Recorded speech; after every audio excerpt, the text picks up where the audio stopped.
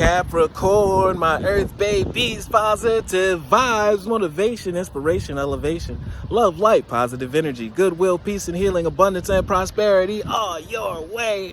Please like, share, comment, and subscribe if this page has been a blessing to you. Check out my Linktree. My Linktree is in the bio. The link is in the bio. I do have some special treats there for you. Your word of the day, Capricorn, is one step at a time. Do not stop now.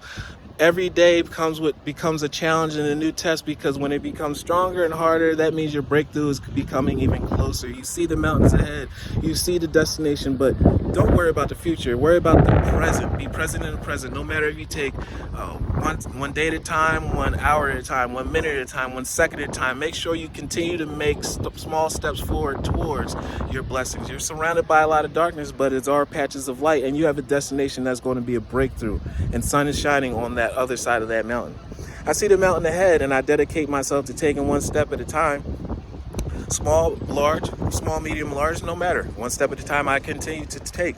I make progress by staying focused on the present moment, the current task in the present. And therefore I regain my ease of living. In no time you're going to be stepping into your blessing. Love one another.